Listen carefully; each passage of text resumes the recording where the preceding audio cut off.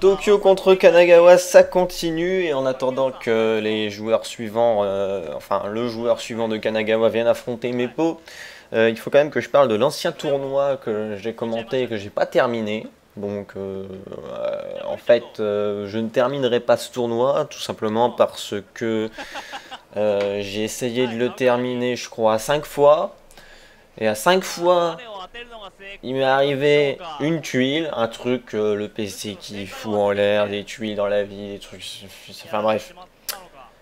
Que des ennuis avec ce tournoi, j'arrive pas à le terminer et je vais pour l'instant, je pense que je vais laisser tomber ce tournoi, je le terminerai pas, tant pis, il est un petit peu maudit, voilà, c'est le tournoi à Hakuné si vous voulez. Donc je me dis que je vais pas insister, désolé hein, pour ceux qui attendaient éventuellement la fin du tournoi, mais je vais pas insister. Et on retourne au Tokyo contre Kanagawa, donc avec Meppo qui a permis à son équipe de prendre l'avantage. Donc Tokyo a l'avantage 4-3, et pour sortir Meppo cette fois-ci, Kanagawa va envoyer Ren, hein, le Jin, excellent Jin japonais, certainement un des meilleurs qui tourne sur YouTube et autres channels et sur Nico Vidéo. Alors, est-ce que Jin va réussir à casser le beat by pendant qu'on me floute sur MSN? On va voir. Meppo contre Jin. Voilà, la Taokaka rose. Bon, Jin, somme toute très classique, hein, lui prend la couleur de base. Il me semblait qu'il prenait une autre couleur. Alors je confonds avec un autre Jin. Enfin bref, pour l'instant ça zone avec Taokaka qui part dans tous les sens. Jin qui va forcément avoir un peu de mal à rattraper la bestiole, mais qui s'en sort plutôt bien avec le 6D badé dans la garde, le cross-up B, ça passe dans le vent, la chop qui passe dans le vent, dash avant 6B, il retente un overhead, mais Meppo qui passe en dessous, Ren qui réussit à trouver un petit combo aérien. C'est pas très mal, mais l'air de rien, il prend l'avantage, hein, il amène son adversaire jusque dans le coin, un bon combo dans le coin là, avec le K arrière D aérien. Meppo qui fait un backdash pour éviter la fin, en fait c'est une feinte de... Pendant qu'elle fait son combo, j'ai le temps de parler, c'est bien. Donc Jin a fait une feinte de feinte d'overhead, là, de coup sauté, excusez-moi, je trouve plus mes mots. Et Meppo a voulu l'éviter avec le backdash, mais elle a quand même réussi à placer sa chop alors que Jin n'avait rien mis et elle se prend un nice 40D en plein dans la tête, dans un backdash je crois. On va finir. Alors le bassé qui est passé fatal counter, heureusement que ça double touche le dragon de la part de Jin, ça touche counter mais il ne combo pas derrière. Le dash cross down qui back trop, très bien trouvé, il envoie Meppo dans le coin, il a déjà viré plus de la moitié de la barre de vie. L'overhead directement confirmé avec le dragon B, burst de la part de Meppo. Ren qui se retrouve à nouveau mieux, mais il a pris une avance considérable. L'air shop, mais alors l'air shop placé de manière absolument magnifique avec l'avance slash. Meppo qui a claqué son deuxième burst, il n'a plus qu'une seule pastille de garde. Et Ren qui attend, alors c'est pas une taunt, hein, c'est une animation automatique, mais il attend. Il attend tranquillement, il décide quand même de dasher avec le Sobe qui passe, jump cancel, basse au C.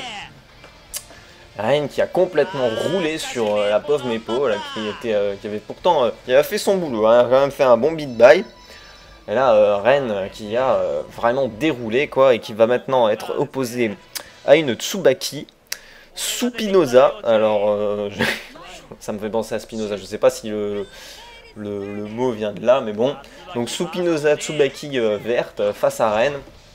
Tsubaki qui est un personnage relativement faible mais qui peut facilement quand même créer la surprise, hein. Elle s'est pris un dragon B dès qu'elle a tenté de dasher après son 5B là.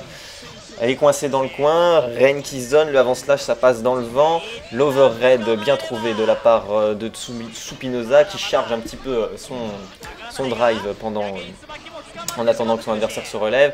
Elle est dans le coin mais elle s'en sort pas trop mal jusqu'à ce qu'elle se prenne ce dragon D en pleine tête et ça fait pas du bien. Avec un K arrière D pour prolonger le combo, ça fait très mal, hein, le dragon D dans le coin, faut faire attention. Le 6D dans la garde, il vous fait une pastille, Supinosa qui réussit à punir ce dragon dans le vent avec un saucé.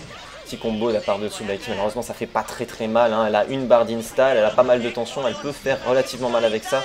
Elle se prend un dragon B avec la S40D, là c'est plutôt mal parti, la chope. La chope, voilà, il attend, il voit que son adversaire ne fait rien, qu'il est en garde, qu'il a peur d'éventuellement un overhead. On a vu Spinoza se mettre en garde haute, puis en garde basse, elle se prend quand même une chope tranquillement derrière. Jin qui met la pression, backdash, le bas A ça passe pour Spinoza, il n'y a pas de combo derrière. Le bas C anti-air, c'est un très bon anti-air de la part Très bon anti-air de Tsubaki, malheureusement ça fait pas très mal. Elle a réussi à charger une barre d'install en attendant que son adversaire revienne. Un Babadé complètement dans le vent, elle a complètement gâché sa charge là en espérant que son adversaire rentre de la charge effectivement. C'est un petit peu ce que je reproche aux Tsubaki, je trouve qu'elles gâchent un petit peu leur charge, ce qui fait que une Tsubaki sans charge ça fait pas mal, ça fait pas peur.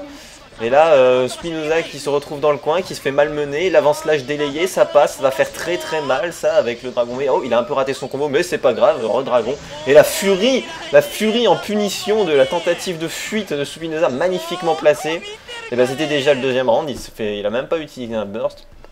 Et Tsubaki qui s'est fait complètement malmener, mais bon, quel jean, c'est absolument phénoménal, ce joueur est absolument incroyable. On le sort pas comme ça, N1, et pour l'instant il déroule.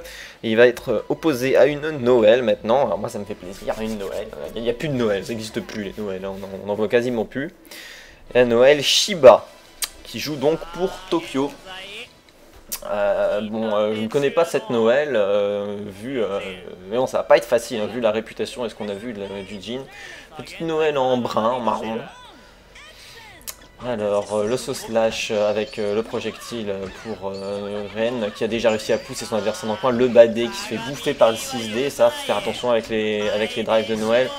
Le avancé avec le reset, Dragon D reset dans la tête. C'est dommage parce que quand on le voit venir ce reset pour Noël, c'est complètement gratuit la punition. Mais le backdash 3C, elle rate complètement son combo, elle balance un Badé. Tiens, on dirait moi, j'ai raté mon combo, vite drive.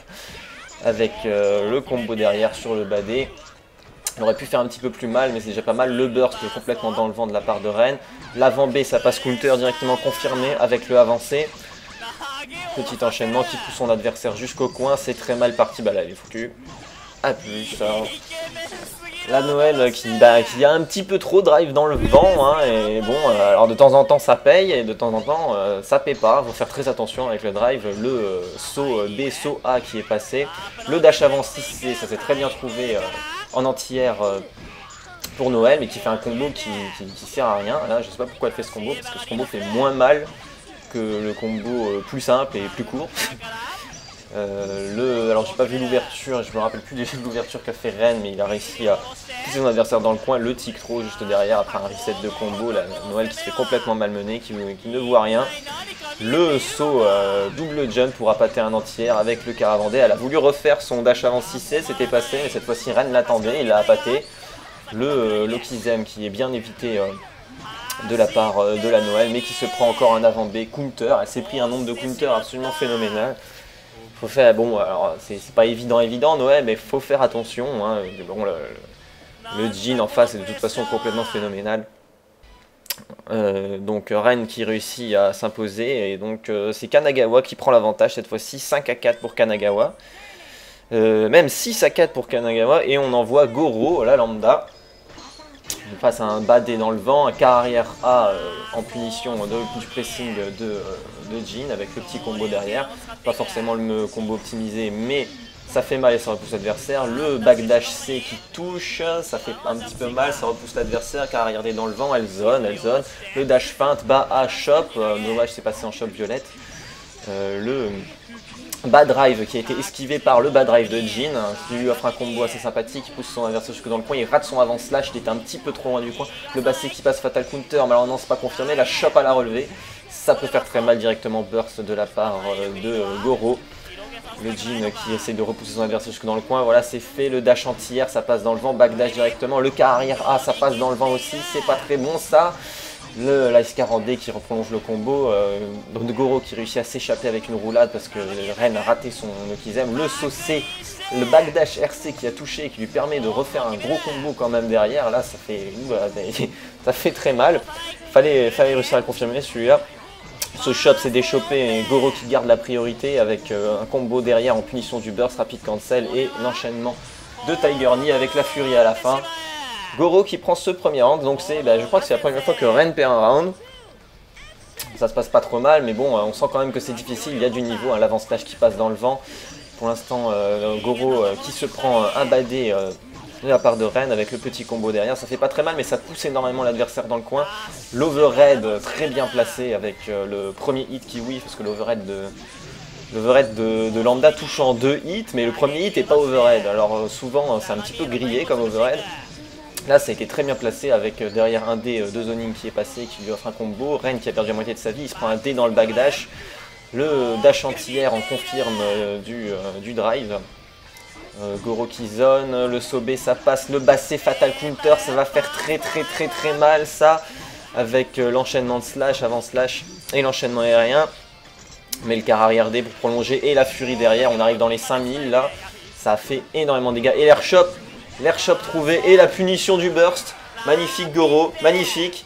Qui réussit à placer une airshot à un moment assez inattendu. Qui rapide cancel pour faire son combo et qui re-rapide cancel dès que son adversaire burst. Alors très certainement en réflexe, hein, vu la situation. Très bien joué. Donc Goro qui réussit à éliminer Ren. Et on va lui envoyer un Azama. Alors on va voir si Hayate va réussir à faire mieux contre Goro que Oro n'avait réussi à faire contre Reiria au début de ce tournoi. Pour l'instant, Goro qui discute sera certainement avec ses collègues et ses amis derrière. Choisit sa couleur. Dans le stage de Azama. Alors, pour l'instant, tous les deux ont décidé de zoner. Backdash, D, fin, D. Et oh, directement Goro qui réussit à passer au-dessus d'un 5D d'Azama pour placer une petite punition. Ça n'a pas fait très mal, mais ça perturbe quand même pas mal le jeu. Hayate qui a décidé de zoner énormément avec ses dés, mais malheureusement c'est lui qui perd le zoning avec le jeu de Goro qui voit assez bien les phases de son adversaire. C'est-à-dire qu'à force de faire des dés dans le vent, on est un petit peu plus passif. De notre côté, cette fois-ci, ça a touché directement, c'est confirmé. À l'autre bout de l'écran, le counter confirmé de la part de Hayate qui en fait son enchaînement de slash avec Liren Totsu à la fin. Pousse l'adversaire dans le coin, il saute et il se prend une airshot. C'est dommage de se prendre ça, ça fait deuxième fois que Goro fait la phase. Le saut bassé qui est passé, directement burst de la part de Goro. L'overhead s'est bien gardé, le badé ça passe dans le vent et ça esquive le dé de Hayate. Le dé ça a été touché, il a confirmé mais il était un tout petit peu loin. Le car arrière A qui est passé, alors en combo, je crois qu'elle a fait bas car arrière A. Avec le petit enchaînement de drive, et vous voyez elle fait saut back air dash pour confirmer son combo parce qu'elle savait qu'il était, trop près du coin. Et ça, faut réussir à le voir quand même, ça c'est beaucoup de pratique pour réussir à savoir est-ce qu'on est à distance, est-ce qu'on doit backdash ou pas, parce que ce combo n'a pas besoin de backdash normalement. Hayate qui a réussi à trouver une ouverture sur je ne sais plus trop quoi avec Liren Totsu à la fin, le saut bas D qui lui permet de placer une chope, très jolie phase de la part d'Hayate, le bas en occlusive il se reprend une chope. Encore une chope et cette fois-ci c'est toujours pas rapide cancel, et encore une chope et cette fois-ci il y a de quoi rapide cancel. Après troisième air shop, juste de quoi générer l'attention, Hayate qui se bouffe absolument toutes les chops, le badé en punition du drive, de la tentative d'approche avec le drive de Hayate. Cette fois-ci il place un drive qui touche avec le combo confirmé directement derrière, mais il rate son Jakku à la fin. Hayate qui était... Goro qui était déjà un petit peu trop bas, il se prend des drives, il a plus de vie, c'est mal parti, il fait un avancé, ça passe dans le vent, qu'est-ce qu'il a voulu faire avec cet avancé, mais il a encore plein de tension. S'il touche Goro, il gagne ce round, il a tenté un overhead, mais alors là, Goro était carrément pas là. Goro qui est debuff, il se prend un coup, il va se prendre un coup, là, ça va, il va le tuer. Normalement il le tue, s'il gère, il le tue, là, oui, bon, bah un petit reset. Très bien joué de la part d'Hayate, qui a bien géré sa tension pour réussir à prendre l'avantage et à arracher ce round à Goro alors que c'était vraiment pas bien parti. Le avant A qui passe dans le vent, le bassé en punition du car arrière D de Goro, très bien trouvé. Goro qui recommence à zoner, qui a réussi à placer un dash anti-air. Encore une balayette de la part d'Hayate juste après, juste quand Goro retombe au sol. Le saut avant D qui passe en sous TMSN sur Goro avec l'enchaînement directement confirmé. Le saut, alors je crois que c'est 3D dans cette direction, mais bon, on va dire saut D, sinon je vais plus m'en sortir avec toutes les directions du drive d'Azama, mais en attendant il est en train de se faire malmener dans le coin. Tentative d'airshop, cette fois-ci c'est déchopé. C'est déchopé de la part de Hayate, bah, pas celle-là. Le dash entière, alors je sais pas s'il a fait ce rapide cancel et que le dash entière était censé passer en combo ou si c'était une feinte, mais en tout cas, ça va lui permettre de gagner ce round sur cette chop. Il a placé un nombre de chops sur Hayate, c'est absolument incroyable. Il va falloir qu'il travaille sa déchoppe, Hayate. Sinon, ça va pas le faire. Et donc Goro qui s'impose et qui ramène son équipe à égalité avec l'équipe adverse. On sommes à 6 à 6.